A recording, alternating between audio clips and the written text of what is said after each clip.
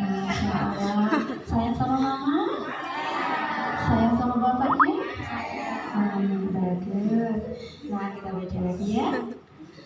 Penulis Ana Puspita Dewianti, ilustrator tim ilustrator Pelangi Mizan. Jadi bapak-bapak, ibu-ibu, mohon kalau kita membaca buku itu di Read Aloud itu harus membacakan penulis dan ilustratornya. Kenapa? Untuk menghargai mereka.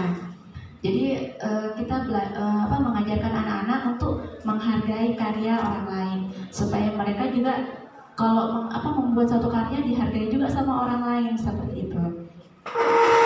Halo balita, apa ya? Sebelum memulai baca buku, kita berdoa dulu. Bagaimana doanya? Bismillahirrohmanirrohim. Yuk kita buka halaman bukunya. Ini ada apa? Kunci neon. Nah, kita baca lagi nih. Aku sayang keluargaku. Jadi agak ditekankan aku supaya anak-anak itu merasa, oh aku nih, aku ya, aku sayang keluargaku. Bagaimana deh? Aku sayang keluargaku. Jadi sebisa mungkin kalau misalnya anak-anaknya sudah umur 2 tahun atau 3 tahun itu harus ditunjuk. Aku sayang keluargaku. Biasanya saya juga tanya-tanya, ini apa? Ini bukuku, namaku, siapa namanya deh? Irsyad misalnya. Oh ya, alamat rumahku Jalan Gunung Kelabat nomor 24 BSD, sampai dia hafal setiap hari itu dibaca sama dia.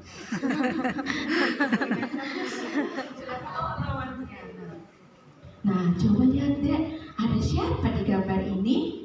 Ada seorang ibu dan ada seorang anak. Anaknya laki-laki atau perempuan ya? Perempuan, ya. Jadi kalau perempuan muslim itu harus berjilbab.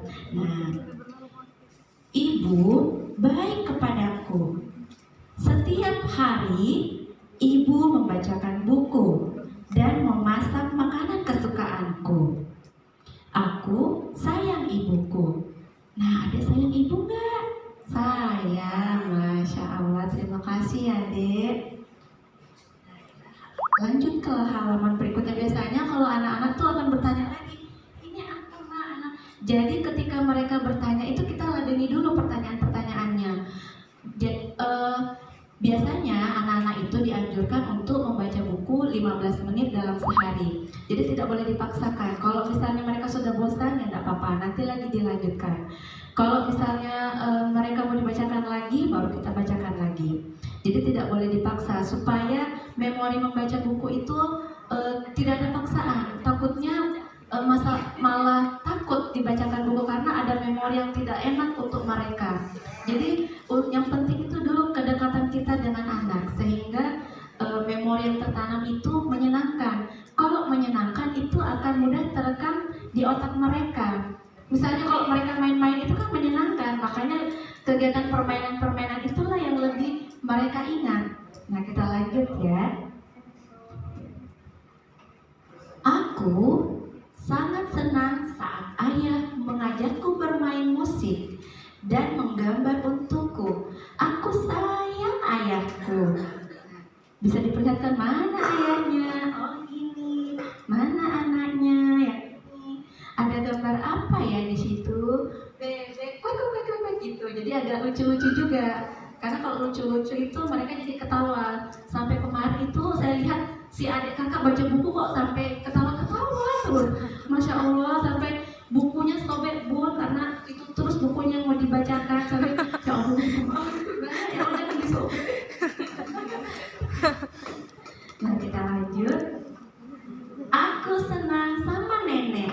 Nenek sering mendongeng ketika aku mau tidur. Aku sayang nenekku.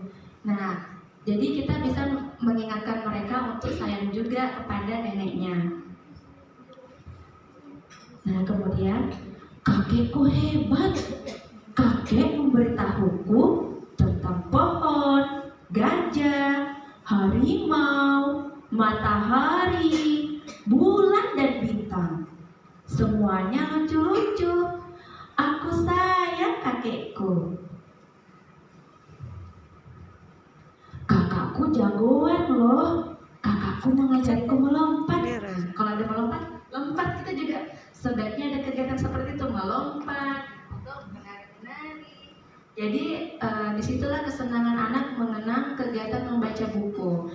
Jadi tidak datar-datar saja, mereka tidak hanya mendengarkan saja, tapi ikut berdiskusi dengan kita. Jadi itulah bedanya ketika anak belajar dari audio, karena tidak ada komunikasi yang terjalin. Sedangkan ketika membaca buku, ini ada komunikasi yang terjalin, ada komunikasi dua arah antara yang membacakan dengan yang dibacakan. Jadi sebenarnya bukan dibacakan, tapi membaca bersama.